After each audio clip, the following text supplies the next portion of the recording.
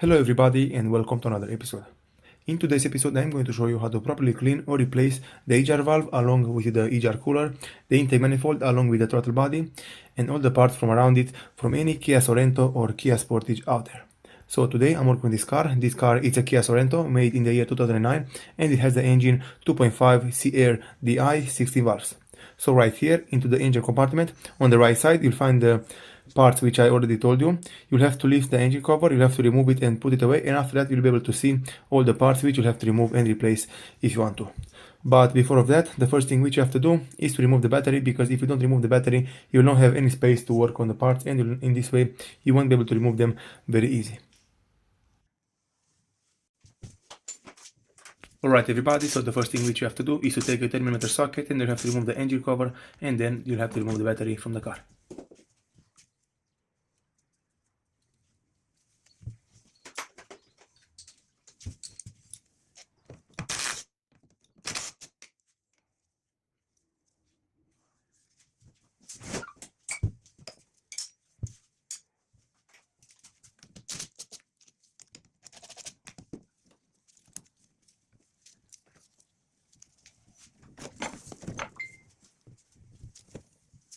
Okay everybody, now that you remove the battery from the car, you can all see exactly how the parts are looking and where the parts are installed on this vehicle. And the first one right here, it is the throttle body. Then in the right side you'll have the EGR cooler, and in the left side you'll have the intake manifold mounted on this car. And if you want to remove the EGR valve, you'll have to remove the intake manifold and the EGR cooler first, because otherwise the EGR valve will not come out from the intake manifold, because there is no space to remove the tools from underneath. So the best way to remove the EGR valve completely out from this car is to remove it with the intake manifold in one piece. Alright everybody, so with all of these things being said, to remove the EGR cooler from the car, you'll have to remove the 5 bolts which are securing it mounted in place. You'll have 2 at the front, then 2 at the back, and the other bolt, the last one, is right here in the middle, which is securing the EGR cooler mounted to the intake manifold in one place. After you remove all of these bolts, make sure to not lose the washers from underneath the EGR cooler, and after that you'll have to remove the 2 hoses, the 2 coolant hoses, which are connected to the EGR cooler, and you'll have to use a special set of pliers. But if you don't have a special set of pliers, you can use a very long needle plier, and in this way you will be able to remove the hoses from the EGR cooler.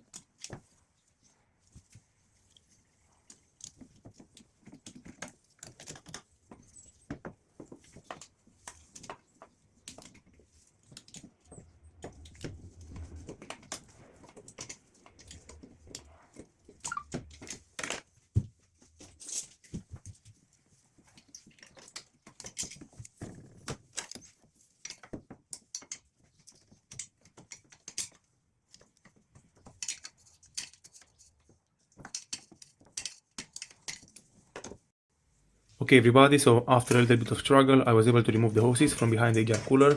I was able to reach the clamps and disconnect them, and as you can see, this is how the EGR cooler is looking on the car. It's not a very dirty one, but right here in the right side there is a little bit of dirt. I'm going to clean it, I'm going to make it like new, and I'm going to install it back on the car after that.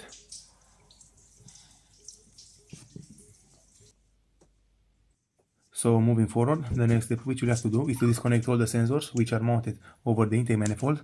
After that, we have also one metal pipe which is connected with a 10mm bolt right here at the top of the intake manifold, and then you'll have one vacuum line which is connected to the right side on the intake manifold. You have to disconnect it, and the vacuum line is going to the throttle body, because the throttle body is actuated by vacuum, and you'll have to disconnect the line. You'll have to remove it away completely from the vehicle, and after that the only thing which you have to do is to remove all the bolts which are securing the intake manifold mounted to the car.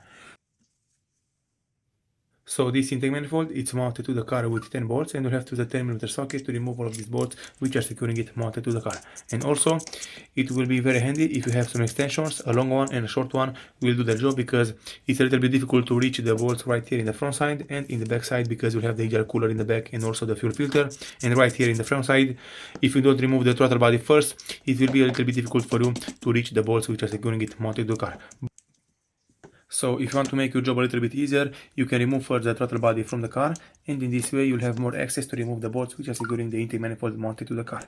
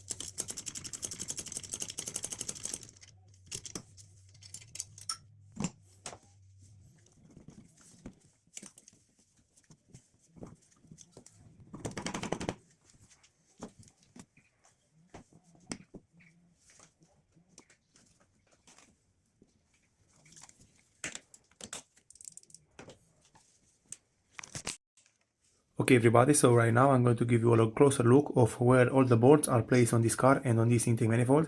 And if you want to remove them, for example right here in the open space you have 6 of them, which are very easy to remove, and after that you have a few of them in the front part which are a little bit difficult, and the rest of them are right here in the back side, which are also a little bit difficult, but it's not impossible. So right here, I hope you all are able to see it. This is the one bolt right at the top of this line. This is the one bolt which you have to remove, and if you, for example, decide to remove the throttle body first, it will be very easy to remove that bolt. After that, right here you have 3 bolts, 2 at the bottom, and right here the one at the top. You'll have to check for these 3 holes in my case. And after that, if you want to remove the EGR valve, you have to remove those 3 screws which are securing the exhaust pipe mounted to the EGR valve. But in my case, I tried to remove those 3 screws and they are very tight. I'm not able to remove them. And in my case, I figured out that it's easier to remove the EGR valve along with the intake manifold and the exhaust pipe all at once. So the thing which you have to do is to go on the other side of the engine, because the exhaust pipe which is coming out from the EGR valve is going into the turbine. So it is connected to the turbine with 2 screws, and you'll have a lot of access to remove the 2 screws. You'll have to disconnect them, and then the only thing which you have to do is to pull the intake manifold out with the EGR valve and with the exhaust pipe mounted on it, and in this way you'll have access, and it will be very easy for you to remove them completely out from the car. Just follow exactly what I'm doing right here and you'll be able to do it yourself in your place.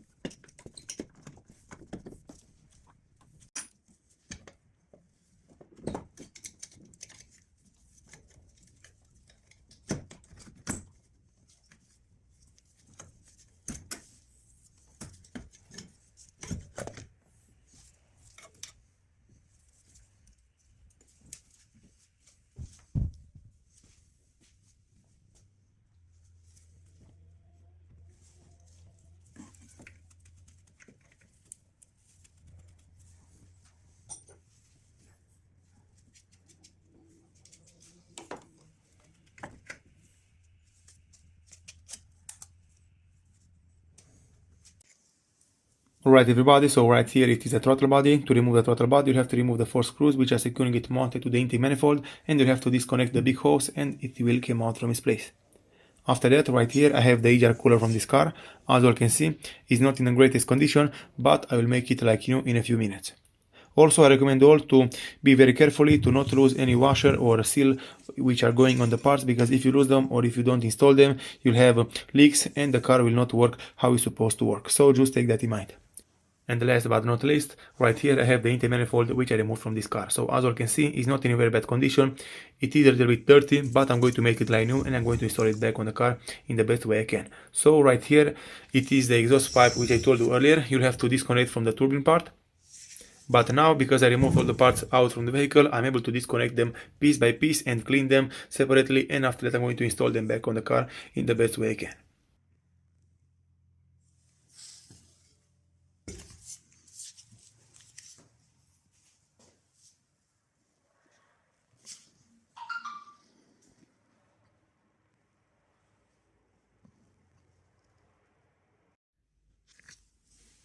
As you can see, I disconnect all the parts piece by piece. Right here, this is the EGR valve from this car, disconnected out from the intake manifold. And as you can see inside it, it's in a very bad condition. It's a little bit clogged, but it's not in the worst condition. So I'm going to clean it, I'm going to make it like new, and I'm going to install it back on the car.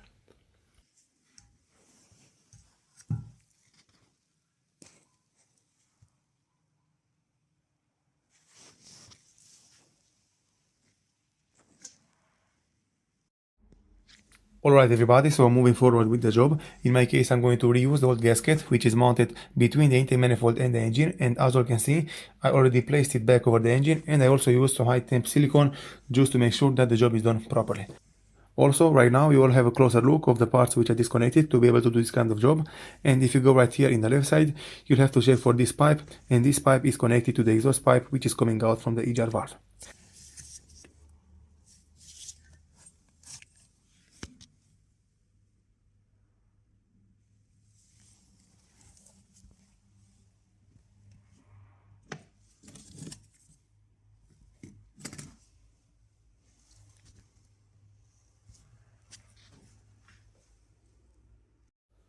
Alright everybody, as you can see, those are all the parts cleaned very well, and in this way I'm able to install them back on the car. This is the exhaust pipe which I removed from the EGR valve and from the turbine. As you can see, it's in a very good condition. Right here I have the connection tube which is connected to the EGR valve and to the exhaust pipe, and right here this is the EGR valve which is connected to the intake manifold on this car.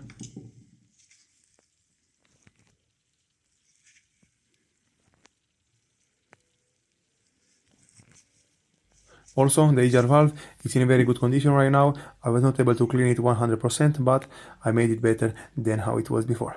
Also, this one is the throttle body, and right here I have the intake manifold, which is the old intake manifold, but I cleaned it also the best way I could. The intake manifold is looking like a new one because I cleaned the interior and also the exterior in the best way I could. Also, I cleaned the EGR cooler in the best way I could. As you can see, all the pipes are unblocked, or the pipes are looking like new. So from here, the only thing which I have to do with all of these parts is to mount them back on the vehicle. Right here in the right side I have the bolts and seals which I removed from the parts, and if you for example have a broken gasket or any seal, I recommend all to replace it right away. And if you're not able to replace it right away, it's a very good idea to put some high temp silicone between them, because in this way you'll know for sure that you'll have no leaks in the future or something like that with the car. So from here, the next step which I'm going to do, I'm going to install everything back together on the car. So to install everything back together on the car, you'll have to follow the exact same technique or the exact same steps which you used to remove the parts earlier from the vehicle.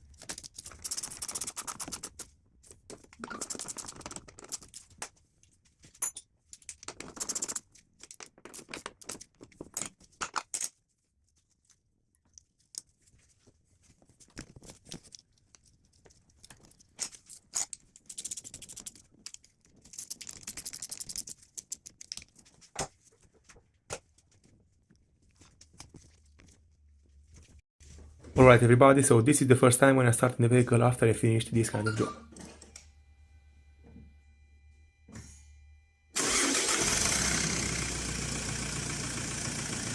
Okay everybody, so as you could see, the engine started right away in my case.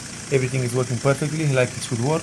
And after you finish a job like this one, I recommend all to watch closely one more time. You have to check for any leaks, for any air leaks or coolant leaks or oil leaks, something like that. And if you see that everything is working how it should work, this is meaning that you did a very good job. As you can see, this is how everything is working in my case. This is how the engine is sounding on this car. And this is how to do a job like this one. Thank you all for watching. If you like this video and found it informative, please leave a like and a comment down below. See you next time.